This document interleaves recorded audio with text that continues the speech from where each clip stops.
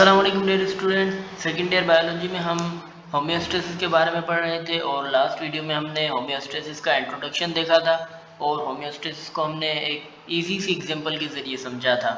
तो उम्मीद है वो आपको समझ आया होगा। आज हम जो टॉपिक डिस्कस करेंगे वो है एलिमेंट्स ऑफ होम्योस्टेसिस। तो शुरू करते हैं इसे। Elements of homeostasis. अच्छा, एक हमारे पास हमारी बॉडी में चेक एंड बैलेंस सिस्टम होता है जिसको हम कहते हैं फीडबैक सिस्टम।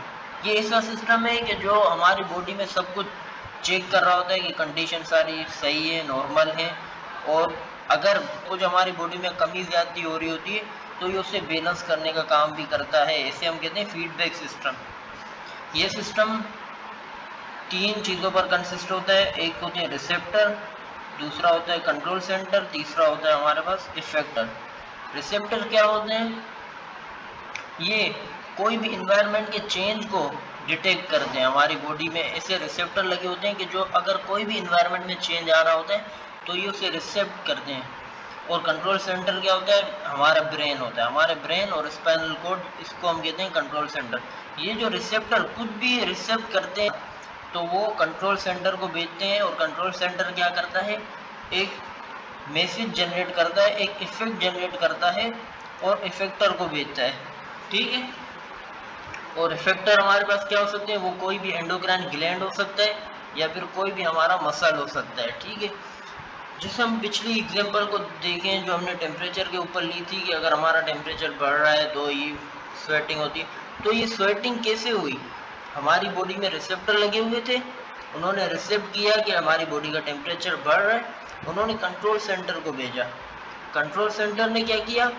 स्वेट ग्लैंड को एक मैसेज दिया कि भाई स्वेटिंग प्रोड्यूस करो क्योंकि बॉडी का टेम्परेचर बढ़ रहा है। तो इफेक्टर क्या होंगे? हमारे पास स्वेट ग्लैंड, और स्वेट ग्लैंड क्या करेंगे? स्वेटिंग प्रोड्यूस करेंगे। ठीक है। ओके, तो हम बुक की लाइन्स देख लेते हैं। ये हमारे पास डेफिनेशन लिखी है रिसेप्टर की, ये रहा हमारा कंट्रोल सेंटर और ये रहा इफेक्टर। ठीक है। अच्छा, रिसेप्टर क्या होता है? Receptors are the sensory organ. मैंने आपको बताया, पूरा यही लिखा हुआ है यहाँ पे, मैंने आपको पहले ही बता दिया है। रिसेप्टर क्या होते हैं? सेंसरी ऑर्गन होते हैं जो कि neurologically connected with the nervous system and detect any external or internal environmental changes and send message to the central nervous system। Receptor क्या होते हैं? कोई भी हमारा एक्सटर्नल या इंटरनल इन्वायरमेंटल चेंज को डिटेक्ट करते हैं और जो भी चेंज आया है उसे सीधा भेज देते हैं किसके पास? सेंट्रल नर्वस सिस्टम के पास। ठीक है। अच्छा, यहाँ पे एक चीज़ लिखी हुई है, ये neurologically connected with nervous system. देखिए, मैंने आपको बताया नर्वस सिस्टम पर हम बात करेंगे डिटेल में, सेकेंड ईयर में इस पर पूरा चैप्टर बना हुआ है। यहाँ पे मैं आपको थोड़ा कुछ बता देता हूँ कि हमारी पूरी बॉडी में न्यूरॉन्स डिस्ट्रीब्यूट होते हैं, और ये न्यूरॉन्स क्या होते हैं? न्यूरॉन्स को हम कहते हैं इलेक्ट्रिकल मैसेंजर, यानी कि इनका जो रिस्पॉन्स होता है वो बहुत ही ज़्यादा तेज़ होता है। मतलब ये इलेक्ट्रिसिटी की तरह इनका रिस्पॉन्स बहुत ज़्यादा तेज़ी से आता है और तेज़ी से ख़त्म हो जाता है। मैं आपको एक एग्जांपल देता हूँ। अगर कोई भी आपके हाथ पर सुई चुभे तो क्या होगा?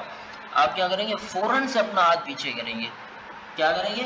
फ़ौरन से हाथ पीछे करेंगे, और इतना इसका रिस्पॉन्स तेज़ होता है कि आप अभी आपको लगेगी सुई और आप फ़ौरन से पीछे कर देंगे। मतलब कि इसका मैसेज बहुत ज़्यादा तेज़ होता है। इसी तरह अगर किसी गर्म चीज़ पर आपका हाथ लग जाए तो क्या होगा? आप फ़ौरन से अपना हाथ पीछे कर लेंगे। तो ये सब किससे होता है? हमारे नर्वस सिस्टम के ज़रिए होता है। ठीक है। अच्छा, अब हम बात करते हैं सीएनएस। सीएनएस क्या होता है? Act as a control centre. ये जो कंट्रोल सेंटर है और सीएनएस है, ये एक ही बात है। ठीक है। CNS act as a control centre, यानी रिसेप्टर कोई भी मैसेज जो इसको मिला है एनवायरनमेंट का चेंज, वो इस सीएनएस को भेजता है, और सीएनएस क्या करता है? एक रिस्पॉन्स तैयार करता है, और वो रिस्पॉन्स इफेक्टर ऑर्गन की तरफ भेज देता है। और इफेक्टर ऑर्गन क्या करता है? इफेक्टर ऑर्गन अपना इफेक्ट प्रोड्यूस करता है ताकि बॉडी की नॉर्मल स्टेट को बहाल किया जाए। ठीक है। तो ये इसके बेसिक कंपोनेंट्स है जो हमने पढ़ लिए। अब फीडबैक सिस्टम पर हम थोड़ी बात करते हैं। फीडबैक सिस्टम क्या होता है? मैंने आपको बताया, ये हमारी बॉडी में चेक एंड बैलेंस सिस्टम होता है। ये हमारी बॉडी में ये चेक कर रहा होता है कि तमाम कंडीशंस नॉर्मल चल रही हैं कि नहीं। अगर कोई भी चीज़ नॉर्मल नहीं होती है तो ये क्या करता है? उसे बैलेंस करने की कोशिश करता है। इसलिए हम इसे कहते हैं चेक एंड बैलेंस सिस्टम। ठीक है। चेक एंड बैलेंस सिस्टम, ये इसकी डेफिनेशन है। अगर इसकी डेफिनेशन पूछी जाए आपसे तो आप क्या कहेंगे? It is a check and balance mechanism. ठीक है। अच्छा, इसकी दो टाइप्स होती है फीडबैक सिस्टम की, एक पॉजिटिव फीडबैक और दूसरा होता है नेगेटिव फीडबैक। पॉजिटिव फीडबैक का होम्योस्टेसिस में इतना कोई खास रोल प्ले नहीं होता है, ठीक है, लेकिन थोड़ा बहुत होता है। नेगेटिव फीडबैक ज़्यादा रोल प्ले करता है होम्योस्टेसिस में। अच्छा, हम देख लेते हैं पॉजिटिव फीडबैक क्या होता है। पॉजिटिव फीडबैक क्या करता है, जो भी कोई चेंज आया है ये उस चेंज को और इंक्रीज करता है। पॉजिटिव फीडबैक, इसको आप याद रख सकते हैं, पॉजिटिव मीन कि ये इंक्रीज करेगा। ठीक है। एक मिसाल यहाँ पे हम देख लेते हैं कि हमारे पास ये हमारी एक ब्लड वेसल, ठीक है, ये हमारी ब्लड वेसल, अगर हमें कोई चोट लगे तो क्या होता है, ये ब्लड वेसल यहाँ से डैमेज हो गई। ठीक है। अब यहाँ से ब्लड फ्लो कर रहा है, ठीक है, ये पूरी ब्लड वेसल में ब्लड ऐसे फ्लो कर रहा है। अब हमारे पास, आपको पता है, ब्लड में 3 किस्म के सेल्स होते हैं। एक होते हैं रेड ब्लड सेल, दूसरे होते हैं वाइट ब्लड सेल और तीसरा होते हैं प्लेटिलेट्स। अच्छा, ये जो प्लेटिलेट्स होते हैं इनका काम क्या होता है, खून को जमाना। जो भी हमारा खून जहाँ पे भी जमता है वो किन सेल से जमता है, प्लेटिलेट से। अच्छा, अब यहाँ पे आपको पता है वेसल जैसे ही डैमेज हुई तो अब इसको यहाँ से क्या करना है, सील करना है। तो सील कैसे हो गई है, प्लेटिलेट यहाँ से जो ब्लड में आ रहे हैं, मिसाल के तौर पर ये एक प्लेटिलेट आ रहा है, ये यहाँ से गुजर रहा है। अब इसने जैसे यहाँ पे देखा कि यहाँ पे वेसल डैमेज हो गई है तो ये क्या करेगा, यहाँ पे आके चिपक जाएगा। ठीक है। और ये क्या करेगा, ये जैसे ही यहाँ पे आगे चिपकेगा ये एक केमिकल रिलीज कर देगा। ये आगे एक केमिकल रिलीज इसने किया। ये केमिकल क्या करेगा, ब्लड में जो भी प्लेटिलेट्स घूम रहे हैं ये उनको अपनी जानिब अट्रैक्ट करेगा। यानी कोई कितना भी दूर कोई प्लेटिलेट है तो ये केमिकल क्या करेगा, उसको इस तरफ अट्रैक्ट करेगा ताकि ज़्यादा से ज़्यादा प्लेटिलेट इस तरफ आए और इस वेसल को सील किया जा सके। क्योंकि अगर ये यहाँ से सील नहीं होगा तो ब्लीडिंग होती रहेगी और जितना ब्लड लॉस होगा उतना हमें नुकसान होगा। ठीक है। तो ये प्लेटिलेट क्या कर रहा है, ये एक केमिकल रिलीज कर रहा है जो इस चेंज को और ज़्यादा बढ़ा रहा है और प्लेटिलेट को यहाँ पे अट्रैक्ट कर रहा है। तो अब हम बुक की लाइन्स देख लेते हैं। पॉजिटिव फीडबैक इंक्रीज करता है किसी भी चेंज को, ठीक है, ताकि कोई भी बायोलॉजिकल आउटपुट हमें मिल सके। ये मिसाल जो मैंने आपको दी ये यहीं पे लिखी हुई है कि अगर हमारी बॉडी इंजर्ड होती है तो क्या होता है, ब्लीडिंग शुरू होती है और जैसे ही ब्लीडिंग शुरू होती है पॉजिटिव फीडबैक सिस्टम शुरू हो जाता है by the action of platelet. Platelet क्या करते हैं, इस डैमेज वाली जगह पे आके पहुंचते हैं और क्या करते हैं, रिकॉग्नाइज करते हैं डैमेज एरिया को। ये इन्होंने देखा कि भाई ये एरिया डैमेज है तो ये यहाँ पे आके बैठ जाता है एक प्लेटिलेट और क्या करता है, एक केमिकल रिलीज करता है, ये लिखा हुआ है स्टिक टुगेदर, यहाँ पे आगे चिपक जाते हैं ताकि ब्लड के लॉस को कम किया जा सके। और ये क्या करते हैं, ब्लड क्लॉट फॉर्म करते हैं। जैसे ये केमिकल रिलीज करेगा और प्लेटलेट अट्रैक्ट होंगे यहाँ पर और यहाँ पे आगे बैठ जाएंगे। ये जो प्लेटलेट जहाँ पे बैठते जा रहे हैं ये और केमिकल रिलीज करेंगे ताकि और प्लेटलेट को यहाँ पे मंगवाया जा सके। ये और प्लेटलेट अट्रैक्ट होंगे इस तरफ और यहाँ पे आगे चिपक जाएंगे और ये एरिया सील कर देंगे। ठीक है। अब जैसे ये एरिया सील हो जाएगा ये ब्लड यहाँ पे आगे क्लोट हो जाएगा और ये एरिया सील हो जाएगा। ठीक है। और जैसे ये एरिया सील हुआ फीडबैक सिस्टम खत्म हो जाएगा। ठीक है। Eventually blood clot is form, the loss of blood is kept to the minimum and positive feedback ends. ठीक है। अच्छा, ये भी यहाँ पे लिखा हुआ है कि पॉजिटिव फीडबैक होम्योस्टेसिस में इतनी कोई खास रोल प्ले नहीं करता। अच्छा, ये एग्जांपल हम समझ लेते हैं। ठीक है। ये ब्लड वेसल है, ये यहाँ पे हो गई रेप्चर। ठीक है। जैसे यहाँ पे ये डैमेज हुई क्या होगा, यहाँ से ब्लड फ्लो शुरू हो जाएगा, ये ब्लड यहाँ से निकल, ये जो डैमेज एरिया यहाँ पे कोई आया प्लेटिलेट, इसने देखा कि ये एरिया डैमेज हो रहा है, ये आके यहाँ पर चिपक जाएगा, ये आ गया यहाँ पे, ये बैठ गया। ठीक है। और ये बैठ के क्या करेगा, यहाँ पे एक केमिकल रिलीज कर देगा ब्लड में और ये केमिकल क्या करेगा और प्लेटिलेट को इस तरफ अट्रैक्ट करेगा ताकि ये पूरा एरिया सील किया जा सके। और प्लेटिलेट आगे, ये मिसाल के तौर पर ये आ गया दूसरा, ये आ गया तीसरा प्लेटिलेट यहाँ पे बैठ गया। अब ये तीनों मिलके एक केमिकल रिलीज करेंगे ताकि और प्लेटिलेट आए यहाँ पर। तो ये क्या हो रहा है, ये चेंज जैसे ही आया ये चेंज क्या कर रहा है, इस चेंज को और बढ़ा रहा है ताकि ये चेंज और बढ़ सके, यहाँ पे जो रेप्चर हुआ एरिया वो एरिया सील हो सके। तो ये हमारे पास एग्जांपल है पॉजिटिव फीडबैक की। ये यहाँ पे आगे प्लेटिलेट, ये पूरी एग्जांपल मैं आपको समझा देता हूँ। प्लेटिलेट आया यहाँ पर, एक केमिकल रिलीज किया, ठीक है। इस केमिकल ने क्या किया, और केमिकल यहाँ पे आगे प्लेटिलेट ने रिलीज किया, रिलीज मोर प्लेटिलेट, ठीक है। अब जैसे ये एरिया यहाँ पे सील होगा तो क्या होगा, यहाँ पे फीडबैक एंड हो जाएगा, ठीक है। ये हमारे पास फीडबैक सिस्टम की एग्जांपल। मैं आपको पॉजिटिव फीडबैक की एक और एग्जांपल देता हूँ। मिसाल के तौर पर ये यूट्रस, यूट्रस आपको पता है क्या होता है, जहाँ पे बेबी ग्रो कर रहा होता है मदर की बॉडी के अंदर, ये बेबी, ठीक है, और ये यूट्रस। अच्छा, अब जैसे ही लेबर का टाइम करीब आता है तो क्या होता है, हमारा ब्रेन एक केमिकल रिलीज करता है जिसका नाम होता है ऑक्सीटोसिन। क्या नाम होता है, ऑक्सीटोसिन, ठीक है। ये ऑक्सीटोसिन क्या करता है, इस यूट्रस की कॉन्ट्रैक्शन को बढ़ाता है, ताकि यूट्रस जैसे ही यहाँ से कॉन्ट्रैक्ट करेगा तो क्या होगा, यहाँ से बेबी आगे की तरफ मूव करेगा और क्या यहाँ से निकल पाएगा, ठीक है। अगर ये कॉन्ट्रैक्ट ना हो तो क्या होगा, बेबी यहीं पे पड़ा रहा और यहाँ से कभी भी ना निकल पाए। तो ये ऑक्सीटोसिन क्या करता है, इस वॉल की कॉन्ट्रैक्शंस को इंक्रीज करता है। अब जैसे ये कॉन्ट्रैक्शन शुरू में स्लो स्लो हो रही होती है। अब ये कॉन्ट्रैक्शन जैसे ही स्टार्ट होती है तो क्या होता है, ये यहाँ से एक मैसेज जनरेट करता है और ब्रेन को ये मैसेज देता है कि और ऑक्सीटोसिन को रिलीज करो। ब्रेन और ऑक्सीटोसिन रिलीज करता है, ये कॉन्ट्रैक्शन बढ़ती जाती है, बढ़ती जाती है, बढ़ती जाती है। ये ब्रेन और ऑक्सीटोसिन रिलीज करता है ताकि और कॉन्ट्रैक्शन बढ़े। तो ये क्या हो रहा है, ये जो चेंज आया, हमारा ब्रेन एक केमिकल रिलीज करके इस चेंज को और बढ़ा रहा है। तो ये हो गई पॉजिटिव फीडबैक की एग्जांपल, ठीक है। ओके, अब हम बात करते हैं नेगेटिव फीडबैक पर। नेगेटिव फीडबैक क्या होता है, जो क्या किसी भी चेंज को सप्रेस करता है। सप्रेस का मतलब ये उस चेंज के ऑपोजिट वर्क करता है। जैसे हमने बात की थी, अगर हमारी बॉडी का टेम्परेचर बढ़ रहा है तो हमारी बॉडी क्या करती है, अपने इंटरनल टेम्परेचर को कम करने की कोशिश करती है ताकि टेम्परेचर दोबारा नॉर्मल पर आ सके, ठीक है। तो ये क्या हो रहा है, जिस जो चेंज क्या था, टेम्परेचर बढ़ रहा था, हमारी बॉडी ने उसके ऑपोजिट वर्क किया और टेम्परेचर को इंटरनली डिक्रीज करने की कोशिश की। तो ये हमारे पास नेगेटिव फीडबैक की एग्जांपल है, ठीक है। तो बुक में क्या एग्जांपल लिखी हुई है कि जब भी ठंड बढ़ने लगती है तो क्या होता है, बॉडी का टेम्परेचर डिक्रीज होने लगता है।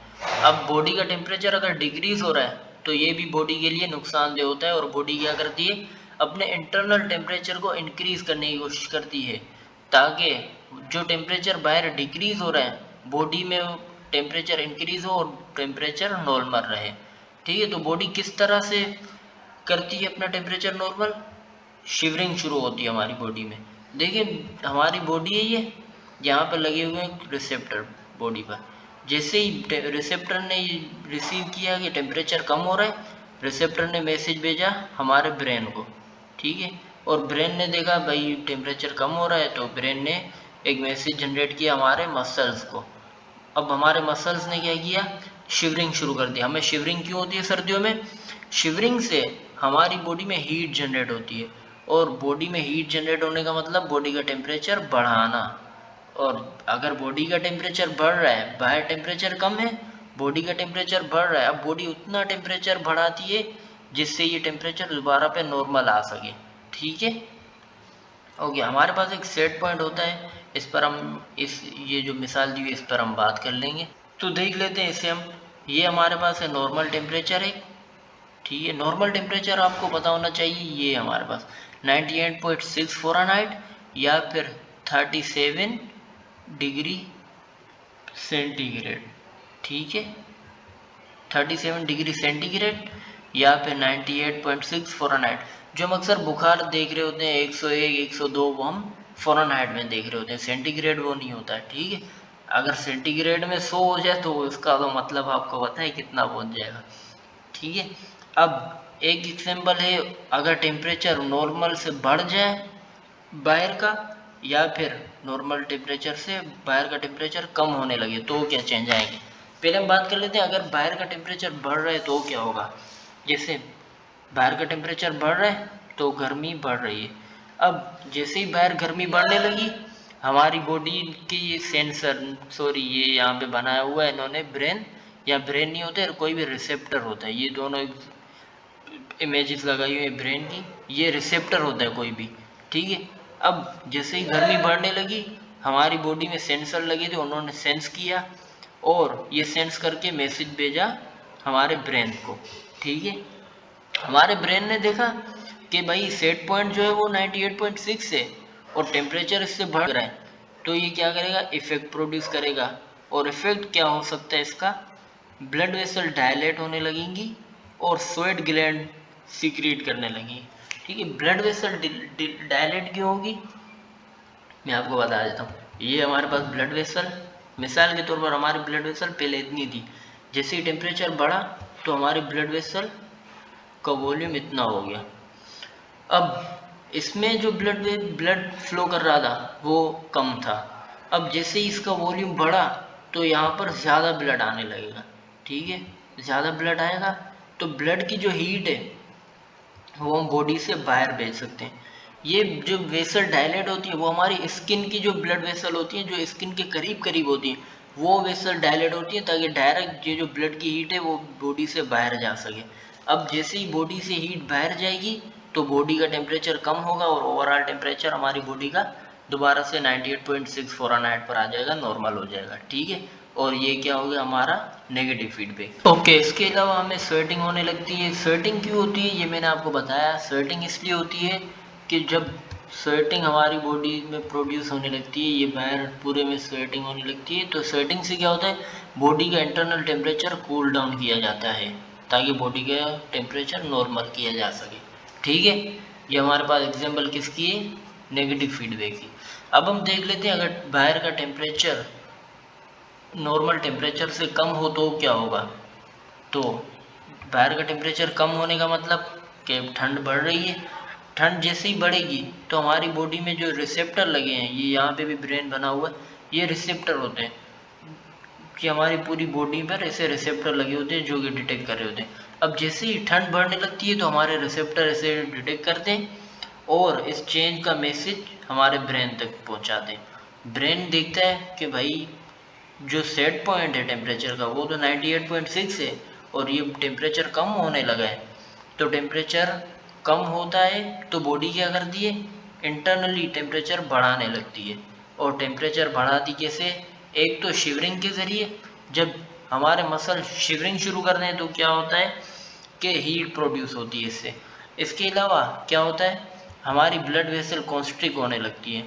ब्लड वेसल कॉन्स्ट्रिक्ट का मतलब क्या होता है, जैसे हमारी ब्लड वेसल टेम्परेचर बढ़ने की सूरत में इतनी हो गई थी, बड़ी हो गई थी, तो यहाँ से ज़्यादा ब्लड आ रहा था। ज़्यादा ब्लड का मतलब यहाँ से हीट ज़्यादा बाहर जा रही थी। अब हमें अभी क्या करना है, हीट को कम बाहर जाने देना है। तो क्या होगा, हमारी जो स्किन की जो ब्लड वेसल है वो कॉन्स्ट्रिक्ट हो जाएंगी ताकि हीट यहाँ से कम जा सके।